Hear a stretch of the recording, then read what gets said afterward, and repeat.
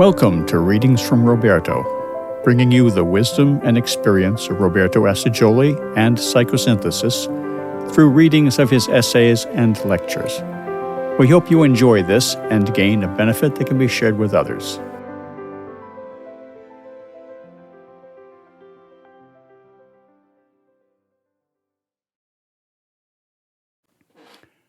The 7 Ways to Self-Realization by Roberto Assagioli.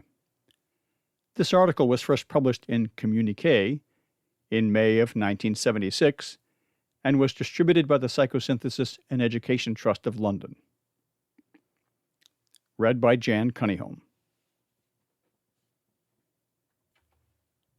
Up to recent times, the words spiritual and religious were generally considered as synonymous, but the specifically religious approach to reality, to God, is only one of the various possible approaches. The word spiritual is, in fact, often used in a loose way. At the same time, it is a term which arouses suspicion or antagonism in many, and recently a group of forward-thinking psychologists, among them the late Abraham Maslow, who started a scientific study of the higher aspects of the human being, have begun to use the word transpersonal. It is a good word because it is neutral and general, and yet describes the specific quality of the realms of experience and being which are trans, that is, beyond, the normal, let us say, beyond the average level of personal living. There are a number of these psychologists, and a journal of transpersonal psychology is published, which emphasizes this new study. The different spiritual approaches to reality have long been recognized in the East, particularly in India, and in the great poem the Bhagavad Gita, this is clearly stated as follows: "As men approach me, so do I accept them. Men on all ways follow my path." The chapters in this poem admirably expound the various ways which are each suited to special types of people and their different degrees or levels of inner development. I recommend the translation of the Bhagavad Gita by Radhakrishnan. It has an excellent introduction and illuminating comments. There are 7 main ways of spiritual or transpersonal realization. The ways are not sharply divided. In fact, they frequently overlap to some extent. Some individuals may follow 2 or 3 ways concurrently. This is because there are no pure types, and also each of us has different ways or qualities manifesting in the different aspects or levels of our being. But all ways are directed to and lead to the same great goal. Therefore, the more balanced the individual, the greater the overlapping of the ways and their blending and fusing.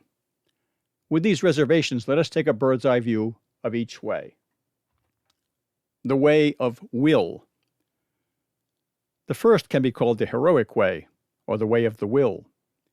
It is spiritual or transpersonal because it leads to overcoming the most deeply rooted personal instinct, that of self-preservation, the attachment to one's personality. It entails the giving up of the personal self and might be called the way of self-sacrifice, of immolation.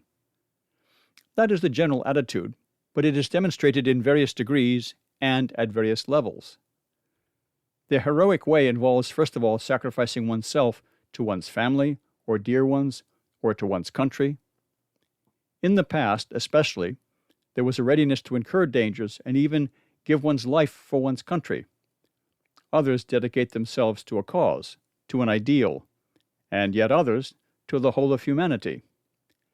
There have been heroes in various fields, including the saints in the religious field and the great humanitarians in the social field. This needs little explanation. It is a very clear and direct way, but to follow it is another matter, and at present it is not a very popular approach. It has never been what can be called popular, but now it is even less so. The way of love. The second way of spiritual realization is the way of love, or the way of inner illumination and realization. The heroic way can be considered extroverted, while this way is distinctly introverted, in the good sense of the word. Or we might say supraverted, directed upwards. In a general way, it could be called the way of Raja Yoga. It starts with concentration, the control of the unruly mind. This is then used in definite meditation, taking the consciousness upwards through various stages to pure contemplation of the realities seen, symbolically speaking, with the eyes of the soul. The outcome of a successful treading of this upward way is illumination, a sense of light, which is often dazzling and almost blinding in its intensity.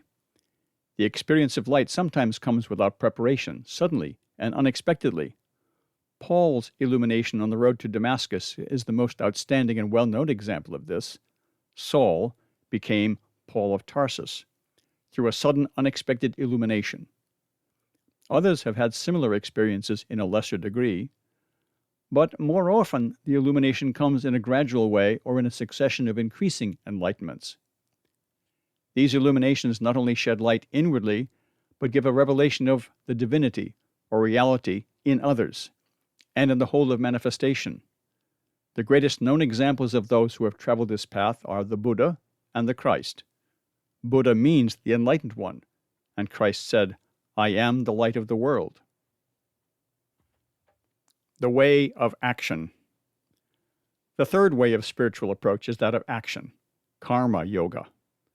This way of action is in a sense an extroverted way like the first way, but it has also an introverted or supraverted aspect, the dedication of actions to God, to the higher reality.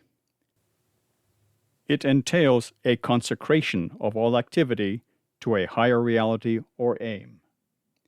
The word consecration has the same root as sacredness. Therefore, this is a way of rendering life sacred. This is also very well expounded in various chapters of the Bhagavad Gita.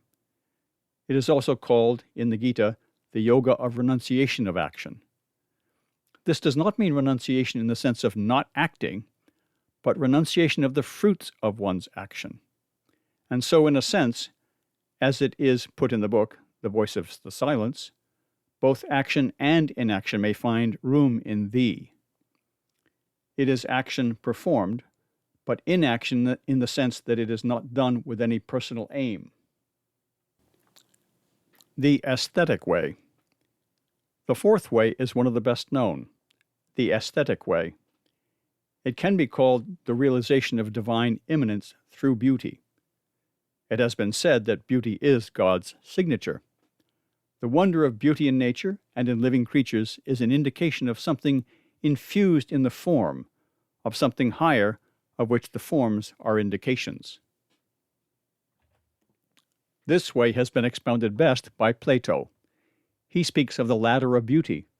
First one admires the beauty of physical forms, then one rises to the realization and admiration of inner beauty, of the higher inner qualities or virtues.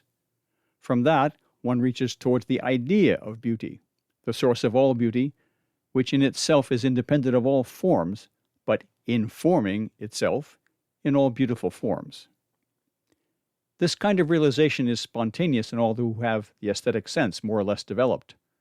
Artists try eagerly, sometimes desperately, to reproduce it in their creations, paintings, sculpture, and music. But its essential spiritual nature is not obvious, and is not easily recognized, and distortions often result from these efforts. They are attempts, however, more or less successful, to catch something which is not material, which is not the form, but gives this sense of beauty to the form, and therefore this is a way to spiritual realization. For some, it is the only way to reach towards a transpersonal reality. Much more could be said about this aesthetic sense, but this is only a very brief panoramic view. The scientific way. Then there is the scientific way.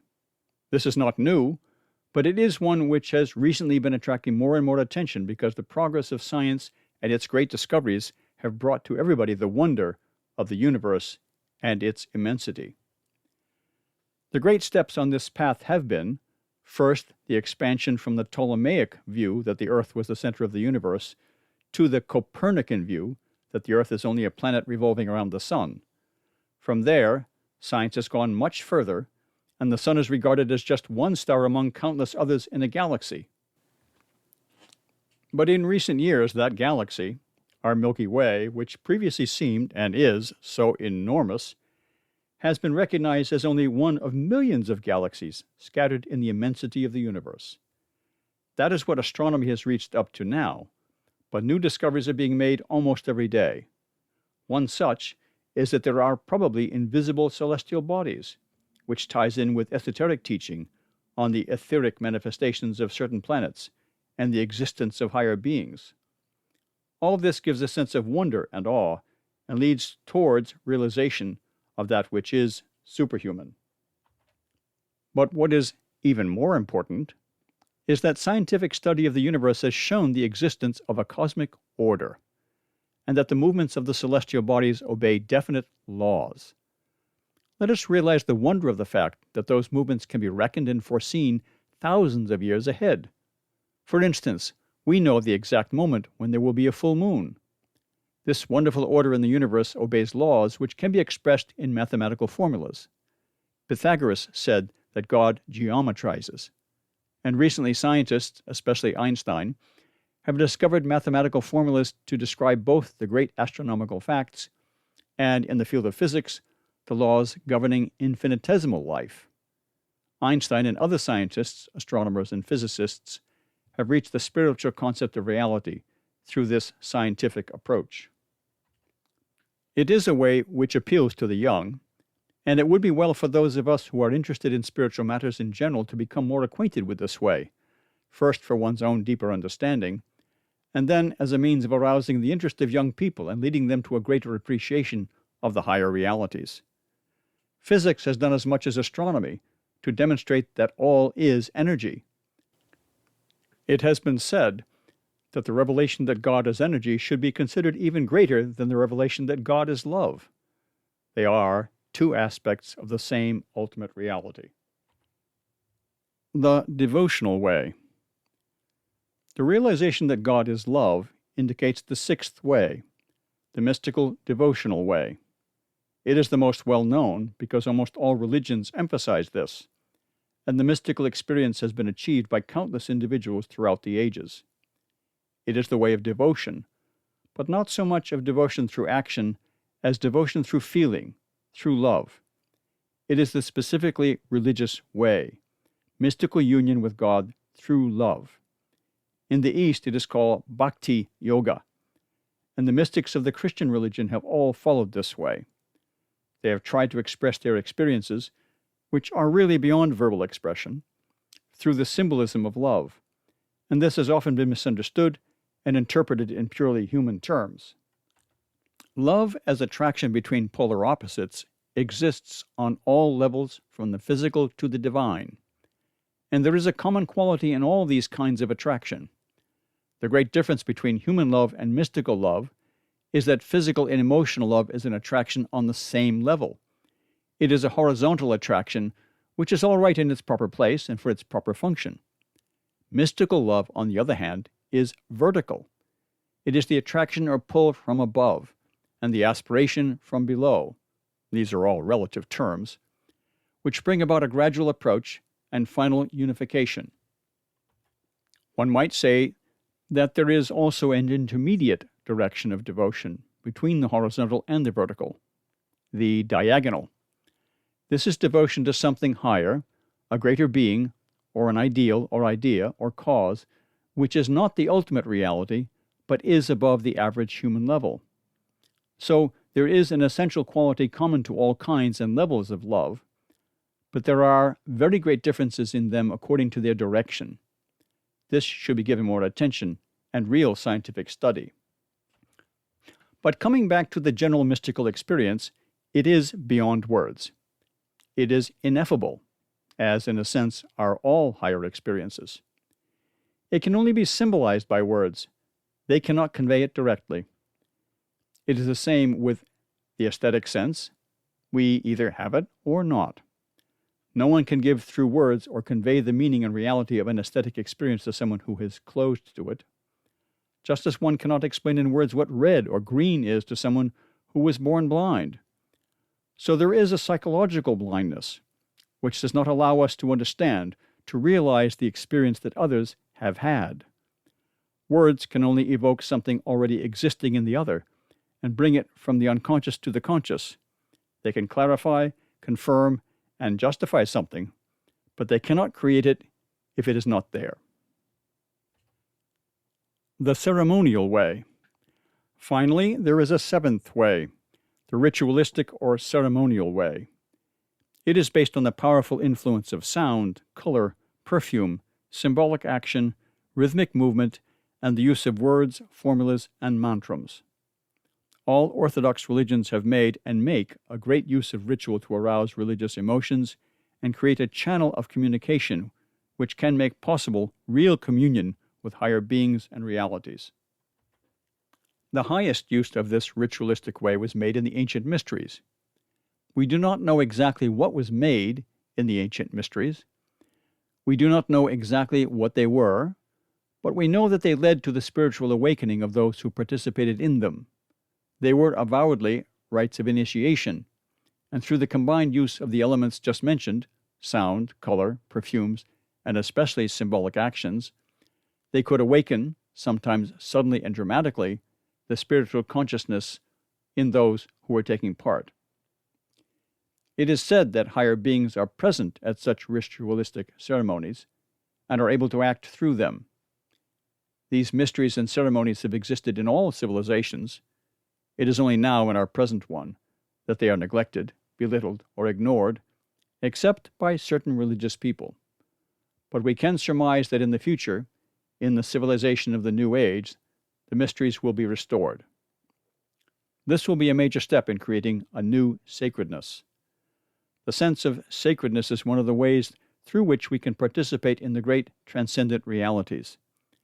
We can begin to reawaken it in ourselves, and also those with whom we come in contact, and thus contribute to the development of the new sacredness. The way of transcendence. One more way should be mentioned to complete the picture: the way of transcendence, of pure transcendence and identification. In a sense, this way is beyond all those that have been mentioned, but little can be said about it because there are no words to describe it. We can only say that it exists, and try to understand more of it by using the Buddha's method of negation. It is not this, not that, no thing. Some of the Eastern schools emphasize this way to spiritual realization, and some of the Western mystics, especially Meister Eckhart, have attempted to describe it and give hints about it, but it is a way which is only for a very few. It is obviously of value to have some knowledge of these different ways towards spiritual realization. It helps us to understand and appreciate the various types of people and the approaches which they choose. This brings that tolerance which is so needed in the spiritual field. So much conflict and even war has gone on in the religious field through the centuries, but this wider understanding can help create the necessary religious peace. Also, it is an important part of the loving understanding, which is one of the prerequisites of truly spiritual life. But we can go beyond simply understanding and appreciating these 7 ways for others. All of us have possibilities that are latent in us, and often there are opportunities when we can tread these different ways, or occasions which evoke in us one or other of these approaches. This happens most often with beauty. If we look at beautiful things from not only the purely objective aesthetic angle, they can remind us of the high source of all beauty. Through contemplation of the beautiful things we are surrounded by, any flower, glorious scenery, or other aspects of beauty, we can be reminded of and even put in contact with its source, its origin, its essence in the one reality. The same with action. Whenever we do something, we could remind ourselves that there is one great supreme agent of action, one great creator. Each of us in our own humble and limited way fulfills, in essence, the same functions as the great creators and the supreme creator. Whenever we create something in the outer world, and even more, whenever we recreate ourselves, we are doing, essentially, in a very small way, what the great creators do. This can be summed up in the fact that the microcosm is a reflection of the macrocosm. And in this sense, we can really consider ourselves as co-workers, collaborators, and co-creators in the great manifestation. This gives us a new meaning and a new dignity to all our actions.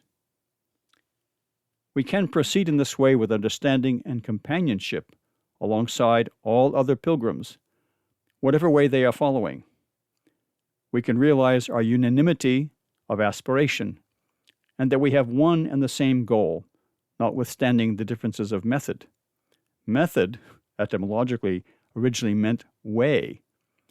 Through this unity and diversity, through this unanimity, we can make united spiritual approach to the essential divinity in each, in all, and in the great whole.